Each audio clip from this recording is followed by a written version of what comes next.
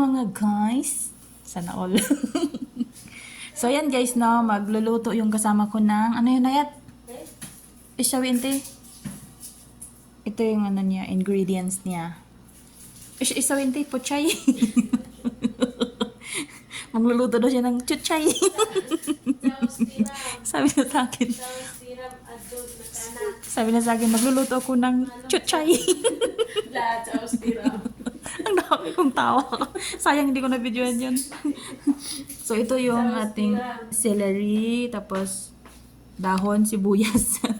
Tapos ito yung ating green pepper, red pepper, then kamatis. Ayan. So, may sili din tayo doon pala. So, yan guys, panoorin natin kung paano siya magluto. No? Kasi, sabi niya hindi na siya magva-vlog. So, sabi ko, pwede bang angkinin ko na yung niluluto mo? Sabi niya, oh, sige, videohan mo. So, ayan, masaya tayo, no? Makakasave tayo ng isang video for today's. And guys, andito na yung, paglulutuan niya. Ako yung kumuha dyan para may ambag din tayo sa lipunan. So, yan. Yan, no? Papainit ko na yan.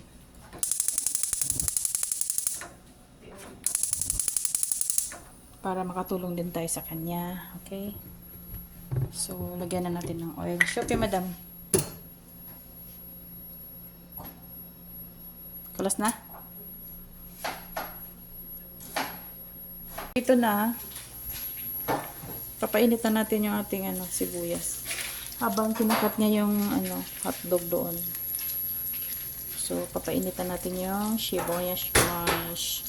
Ito yung niluluto niya.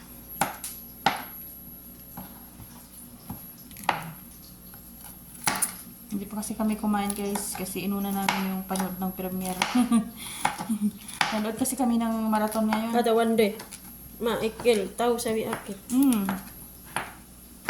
Busy si madam ng panood ng Kubo. kubo.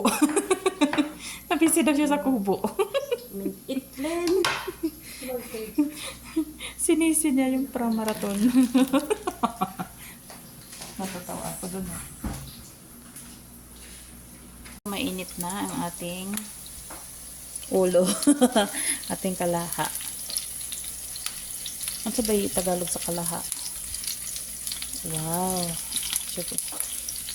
Dito palutuin natin yung Kaya kita ulit simgalos Ganit. Kung may hotdog kayo guys, pwede nyo igisa yan sa gulay. Alam nyo guys, pag andito kayo sa Saudi, lalo na sa amin, no, na hindi kami nakakalabas. Liban lang doon sa except doon sa mga nakakalabas, nakakapag-day off. Hindi siguro kagaya sa amin yung lifestyle nyo or yung lifestyle nga. Pero gagaya sa amin na hindi kami nakakalabas, ganito yung aming diskarte para makakain kami ng hindi naman palagi Arabic food. So, kami ay nag-iimbento ng mga pagkain, ulam na pwede namin iulam sa kanin. Kasi, kapag hindi talaga guys, naku po, mamamayat ka talaga dito. Kasi, like us, na hindi kami nag-day off. So, hindi kami nakakabili ng pagkain namin. Nakakabili kami once in a blue moon lang yan. Nakakapamili kami sa mga kakilala namin, once in a blue moon lang. Hindi talaga yung palagi. Ganyan dito.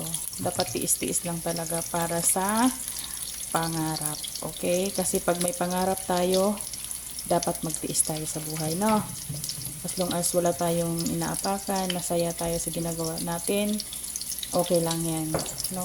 Kasi lahat ng paghihirap ay may hangganan yan. So, tiisin natin kung ano yung meron, pagtiyagaan natin kung ano meron kasi kagaya sa akin, mahirap naman na ako. So, mahirap man ako. So, nasanay na ako doon sa part na kung ano yung meron, yun na lang yung pagtsatsagaan. Diyan ako nasanay. So, kaya hindi ako nahirapan nung pumunta ako dito sa Saudi. Kasi, nasanay na ako sa hirap na kung ano yung meron, yun na lang yung kakainin. Yun na lang yung uulamin. 'Di ba? So, masaya to. Ano yun, Hayat? Lagyan niya ng yan. Okay. Yung parang hindi ko na, kalimutan ko na. Never mind. Ayan, kashpara. Ganito kami guys. Ganito siya magluto. Asin. Yun ano niya. Ginigisa namin yung ano, mga seasoning. Isa, ano namin sa mantika. Ayan ang. Kamon sa? Ito siya. Mix. Ano pala yan, mix daw. Parang magic sarap yan dito sa kanila. And then, hada. Ada pun panada fresh kecil. So, Simsim salata sa hada. Ito guys, ito half cook lang namin to.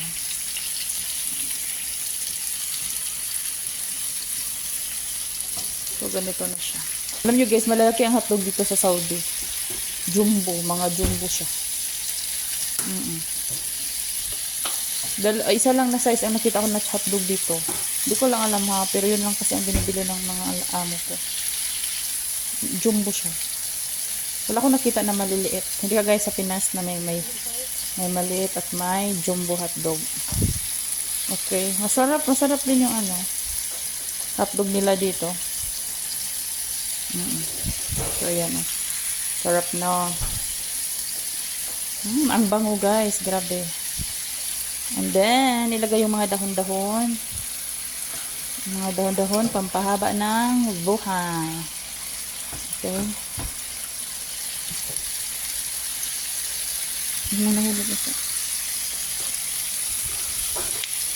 Ayan, puro gulay ang kakainin namin ngayon. Andun yung kanin namin.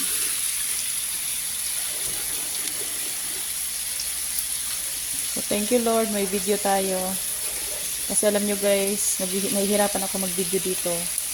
Ngayon, wala kasi ang mga amo. So, ayan guys, luto na. Pwede na. Half cook lang kasi namin kasi mga gulay naman to lahat. Pwede nga to kainin ng salata eh. Wow, luto na siya.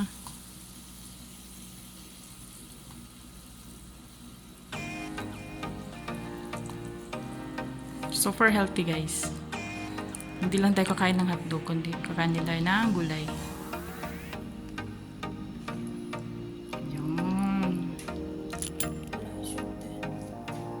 Sudan daw. Alam niyo yung sudan. Tinuturoan ko kasi siya. Sudan daw sabi ko. Alam niyo guys, ang ulam kasi sa Bisaya is sudan. So Bisaya yung tinuro ko sa kanya.